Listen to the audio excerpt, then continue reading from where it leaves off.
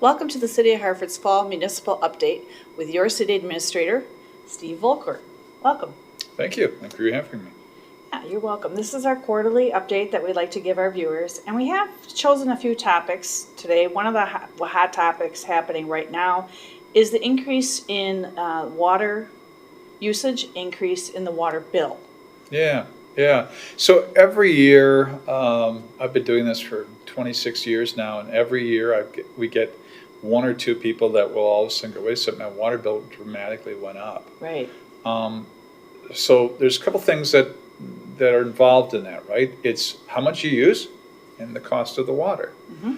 The cost of the water has not gone up since 2010.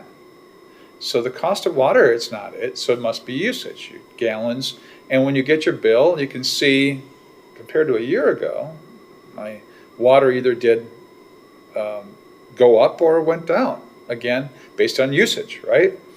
And that's what that little graph will tell you on your water and electric bill. And so if you see that that month to month, always try to compare yourself to the prior year's same month, because in wintertime your water bill might go way down because you're not watering plants and gardens and you're not putting a pool in and all that kind of stuff, right? But summertime is the time we use more water. It's just the way it goes. Now we're watering plants, we're watering our gardens, we're watering our lawns, we're putting in pools or whatever the deal would be, washing cars outside, whatever it would be. So look at year to year. Now if you're seeing an increase and you can't justify what that increase is, well, somebody I saw on Facebook said, well, I was gone the whole month. Right. How could my water bill? Why did it go up? So now you know the usage is going up because of something else. So what is a thing? So the first thing you do is you check inside your house and just see, okay, if I have all of the faucets turned off, there shouldn't be any additional usage, right?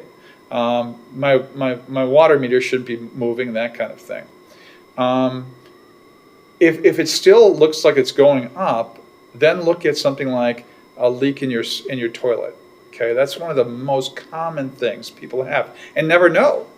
And leaks in toilets is very, very simple to fix. The guts within your toilet bowl, or not toilet bowl, but your toilet Tank. Tank could be leaking. And that happens all too often. One of the easy ways to detect that is take some dye or something of food coloring, put it in the tank, and wait. Now, without flushing the toilet, of course, because that kind of hurts the experiment here. But if all of a sudden you see the water showing up in the bowl now, or the color is showing up in the bowl, you know you've got a leak. And that's really common. We're talking about plastic and rubber. It can very easily leak. So look at that. If you have that, look at having, again, those plastic guts. You can get them over at Hans Ace Hardware. You can replace them yourself. It's very easy to do. And fix those kind of leaks. The other big area in which you could find leaks is going to be outside. So sometimes you may have a faucet outside that's leaking and you didn't know. I don't use that hose. I don't use that. Or even like sometimes faucets can be hidden underneath decks. So take a look at those and make sure that they're not dripping or leaking around that area. I've seen it all too often where people go on vacation and they're not even at their house for an entire 3 weeks, but they come back and they have this huge water bill and then sewer bill, because your sewer bill is based on how much water you use, right? And what they didn't know is underneath the deck, there was a faucet, which they had never used, but started leaking, and leaking quite a bit. And that can really add up when you're not paying attention to it.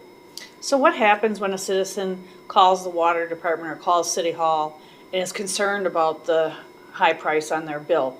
What communication happens then?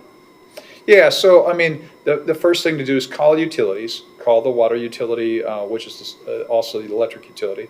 Call utilities and say, hey, I've got this question, or I've got this very strange increase in my usage, okay? Because again, we established it's not the cost per gallon, it's the usage in which you're complaining about. So will give you the exact same tips in which I give you. And if you still can't figure it out, sometimes the water utility will send a guy out to take a look Okay. at it. But the other thing is that if you have a question about it, contact your local plumber, have them take a look at all your things, and they'll do exactly the same. If you don't feel comfortable replacing all the guts in your toilet, if you don't feel comfortable doing the dye test, any of those kind of things, contact your local plumber and have them come out and do exactly the same things. Okay.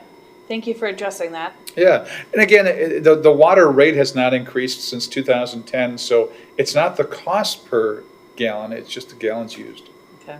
The city of Hartford is in budget season, Yeah, and you came up with some really innovative ideas for this budget season. One of them is you've included all the employees, depending upon which department they worked on, wants, needs. And Yeah. I think that was really a great idea. I think that there's been a lot of input from different employees in each of their departments. And you also came up with these T-shirts. the T-shirts, yeah. The T-shirts, and this is a phrase that I've used for 20 plus years, which is plan, budget, execute. It's also actually also a part of the military in which they do actions, right? So plan, budget, execute. So first things we should be doing today. Here it is, and we are in August, September time frame. When we run across something is, oh, I wish we'd have had this, because then that would make this process, this job easier. So we write that down, we take notes, and then next year when we're doing budgeting, we can go, hey, remember we could use that tool, or we could use this, or when we worked with this other organization, other group, it saved us a lot of money. Let's write that down so that next year when we budget for this, we address it. So plan is the biggest thing, and actually as you see the T-shirts, plan is the biggest word in there because that's the most important thing. Budgeting is simply now doing your homework to find out how much is it going to cost to implement the plan. And then finally, execute. Execute's the smallest word on the T-shirt. It's also the smallest thing we do, because executing is very easy if you get involved with planning and budgeting first. And so it's a philosophy that I've been using forever. I scream it every time somebody has, oh, I had this issue. Really? Plan, budget, execute, plan, budget, execute. Which one of those did you not do? And they go, yeah, I know, I should have planned for this. But anyway, so we really kind of bring that home to them. You talk about the first part of it is getting the staff involved. I've actually been preaching that forever. I said, if you weren't here today, could any of your staff members do the budget? Because everybody should know and understand the money behind what we do. That way, if somebody comes up to you and they see you got that fire department patch on your shoulder, and they question something on EMS or fire or emergency government, which are all under the control of the fire department, any one of the staffs can be able to defend why we spent the money on this or that. Mm-hmm. Or we're doing a fundraiser for something. Well, why do you need the money for that? Isn't that in the taxes? Right. But you're going to be able to defend that. So I've got 12 department heads, but I have 132 full-time employees. Any one of them should be able to do the budget. As I have always said, if I get hit by the almighty bus, and we don't have public transportation through a bus in Hartford, but if I got hit by the almighty bus, could anybody else pick up the pages and go from it? And anyone should be able to do it. And the budget, once it's approved in November, will be online for anybody to take a look at. And they can look at last year's, they can look at the upcoming budgets that might be proposed. So these resources are readily available. Yeah, it's really structured how we have to do it by law, the budget is prepared by law. And there's two budgets. There's the capital improvement plan budget, and then there's the operational budget. And the capital improvement plan is a 5-year budget in which we look at all the capital projects. So you're talking about street projects, building improvement projects, the purchase of vehicles, the purchase of squad cars, new equipment for fire and EMS. So that's all in the 5-year CIP budget. Then the operational budget, which does include some capital, but also which is called small cap. But then just the operations, day to day, and our number one thing that we have in that is payroll, right? We are about an 80-20. 80% of all of our money goes towards payroll of our staff. So yeah, and the budget By law, it has to be out there for people to review well before the public hearing. You have to first have a preliminary meeting in which you show it off to the council, get their input, get their questions. Then what we do is we make any last minute changes, and then we have to publish it. It has to be out there for several weeks. Then on the first meeting in November, the council will then listen, and they do a public hearing. Public hearing is open to everybody, and we invite them to come and give their opinion on the budget. And then the council votes on it that night. Then we have to publish it again, the final ruling on what the levy is. The levy is that dollar figure. Right now it's $4.69 per $1,000 of assessed value. And then we publish that, and from there you get the taxes are created, and you get your little tax bill right around Christmas time. Now, sometimes at the end of the budget year, there is some money left over.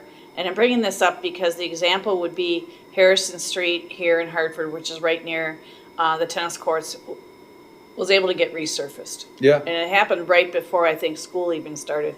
And so when those monies are left, if there's the possibility of resurfacing or coming in with another project, is that something that's looked at like now? Yeah, so that's a great question. So a couple things can happen there.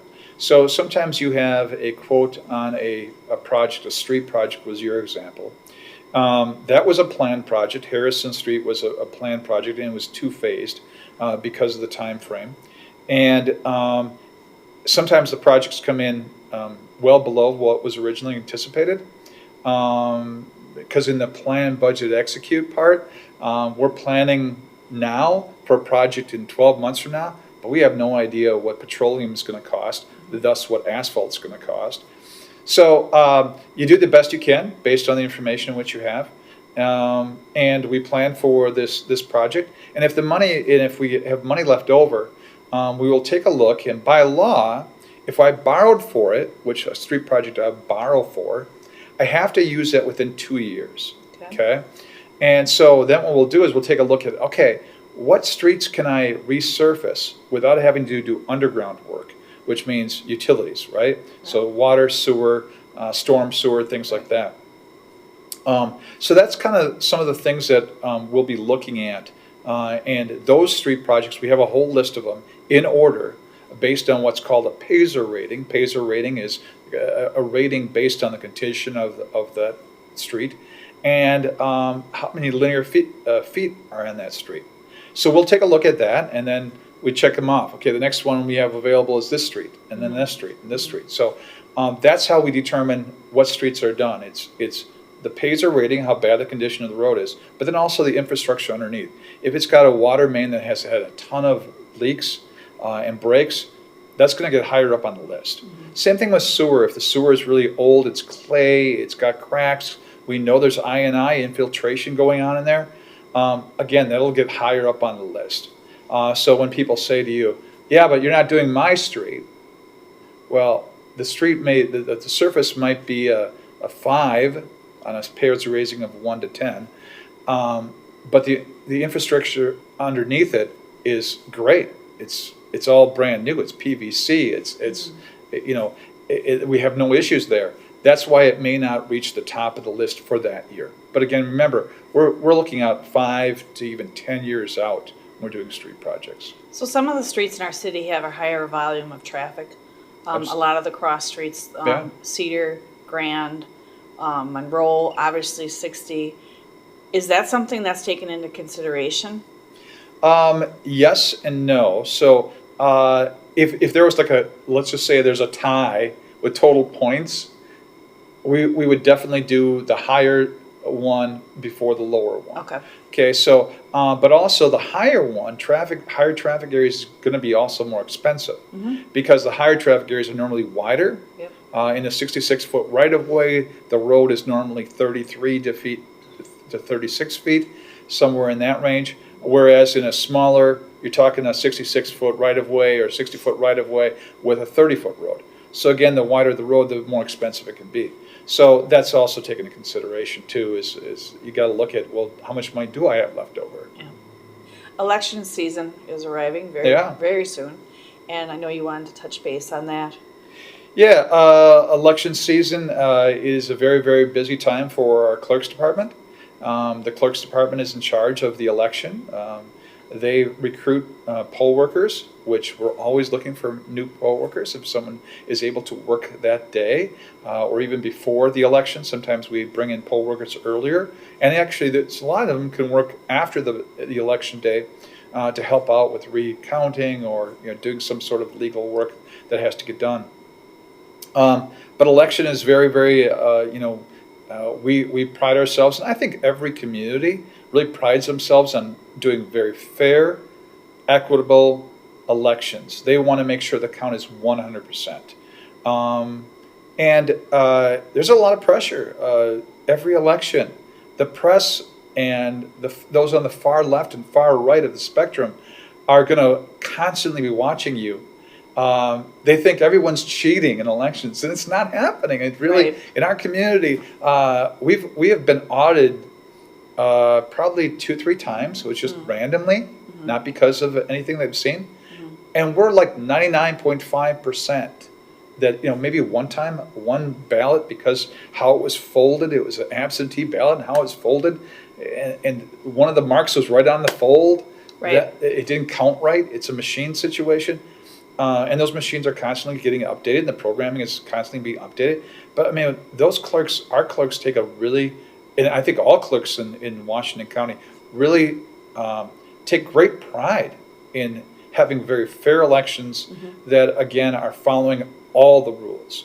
And there's a ton of rules when it comes to elections. Sure there is. And they're constantly being re-educated. Yep. There's constant training. And then you got to train, the trainer has to train the poll workers. And can there be a mistake? Absolutely, there can be a mistake. But I think every community in Wisconsin does everything it possibly can to have the most accurate elections that you can have. Who is in charge of the ballot drop boxes? Who empties them? Yeah. How yeah. is that controlled? Is it one person? Yeah. Should there be 2 people there as a witness? How does that happen? Yeah, so there is 2 people that constantly, every day, will pick up, and it has to be on a daily basis. So there's 2 people that go pick that up. They not only pick up the ballots, but they're also picking up checks and things like that people drop in the box.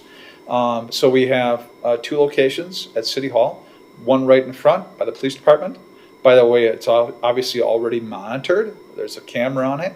There's another camera downstairs for the back stairs, or for the back door ballot drop. So both of them are being monitored via camera. If we ever had to check something, again, we have the camera and the tapes to watch the whole thing. But we have 2 people that basically will go there every morning. Right around 8 o'clock, and they go check the boxes, and then that goes up to the clerk's department, and clerks divides it out, depending upon if it's a bill or not, or whatever the deal is, and then they handle it that day. So, it's, again, we've been audited before, and 99% of the time we're 100% on. It's important, and everyone's been talking about make a plan. Right. Make a plan for voting. Okay, and we agree. If the elections, this is my old man saying, back in my day, there was one day to vote, right? Right. We didn't have early elections, and Right. we didn't have absentee Right. balloting. But make a plan. If you can't make it that day, get an absentee ballot. We send out a Absolutely. ton of absentee ballots, Great. but also, or come in and vote early. The April or the August election. We had probably about 20 people a day, which isn't a lot, but come in and vote early because they're going to be gone the week of the election. With November's election being a presidential, we know that the numbers will go up. It's not nearly as many as probably people think, or we probably should have. And we'd like to have 100%, right? Absolutely. But that's not what we get, and no one gets that. Nationwide, we know that's not what happens. But there'll be more, but we are well-staffed. Our deputy clerk and our clerk do a great job with it. Shanna and Jessica, again, they're really all about making sure it's 100% accurate. That's nice to hear. So, yeah, absolutely. And I think people should feel that way, no matter what you see on the press Yep, and what you see in the bigger communities. right. Trust me, in Hartford, your vote is counted. And I have yet to get anybody to truly question any practice that we have here. Good to And hear. we had a clerk here who was a part of our organization for over 40 years, Right. Lori Hetzel. Phenomenal job she did. Yep. And I just think it's all so overplayed that everything Right. is faulty. And Yep. if your candidate didn't win, it obviously was something in the elections. Like, no. Well, thank you. Yeah, Thank you're you for welcome. coming in for this fall update. I'll look forward to seeing you in December to close out the year. Absolutely. And to our viewers, as always, thank you for watching.